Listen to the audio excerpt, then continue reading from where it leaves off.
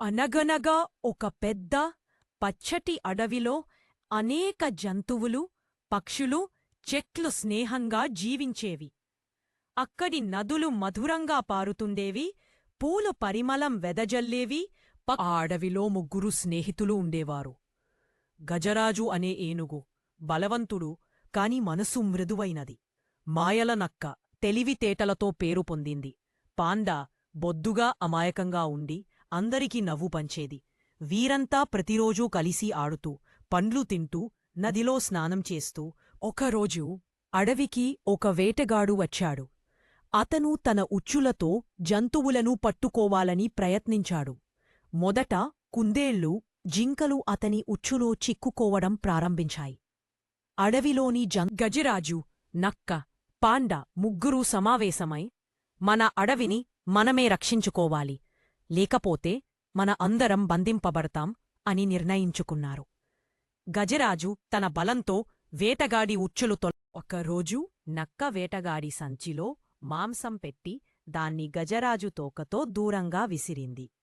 వేటగాడు ఆ మాంసం కోసం పరుగెత్తుతుండగా పాండా చిన్న చిన్న రాళ్ళు వేసి అతన్ని దారి తప్పించింది. చివరికి వేటగాడు ఒక లోతైన బురదలో చిక్కుకుని బయటకు రావలేకపోయాడు. జంతువులందరూ గజరాజు సహాయంతో ఆ వేటగాడిని బయటకి తోసి ఇకపై ఎప్పుడూ అడవిలోకి రాకుండా హెచ్చరించారు. వేటగాడు వెళ్ళిపోయిన తరువాత అడవి మళ్లీ పండుగ వాతావరణం అందుకుంది. కుందేళ్లు ఆనందంగా దూకుతూ తిరిగాయి, జింకలు నదివద్ద ఆడుకున్నాయి, పక్షులు మధురమైన గీతాలు పాడాయి. గజరాజు, నక్క, పాండా ముగ్గురూ తమ స్నేహం వల్లే ఈ విజయం సాధించామని గుర్తించారు. ఒకప్పుడు దట్టమైన అడవిలో ఒక కుందేలు, ఒక నక్క, ఒక పాండా స్నేహితులుగా జీవించేవారు. ముగ్గురూ వేర్వేరు స్వభావాలు కలిగినవారు. కుందేలు చాలా మంచి మనసున్నది, కాని అమాయకం. నక్క చతురత కలది, కాని లోపల లోపం. అవన్నీ పాముగుర, బియ్యం, బత్తి, నది దగ్గర ఉప్పు. ఆ పాత్రని అబైద పెట్టుకుందారు. ఆ సువాసన అటుపక్కన్న ఉన్న కుందేలు, నక్క, పాండా ముక్కులో తగిలింది. కుందేలు ఆనందంగా అంది, అయ్యో, ఎంత మంచి వాసన వస్తోందో! ఇది మనకు లభిస్తే పండుగే.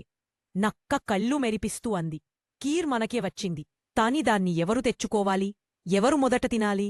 పాండా తన పొట్టను పట్టుకుంటూ నవ్వుతూ అన్నాడు, ఏం వాదన, మనమంతా కలసి తినేస్తే సరిపోతుంది. కుందేలు ప్రణాళిక. కుందేలు అనగనగా ఒక అడవిలో అనేక జంతువులు స్నేహంగా జీవించేవి. ఆ అడవిలో ఒక చిన్న కుందేలు ఉండేది. ఇది చాలా చురుకుగా, సరదగా ఉండేది. ఒకరోజు కుందేలు ఆడుకుంటూ దూరంగా వెళ్లి తప్పిపోయింది.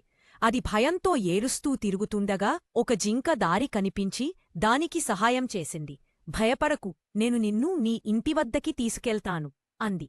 కుందేలు ఆనందపడి జింకతో కలిసి తన బిలం దగ్గరికి చేరుకుంది. అప్పటినుంచి అడవిలోని అన్ని జంతువులు ఒకరికి ఒకరు సహాయం చెయ్యాలని నిర్ణయించుకున్నాయి.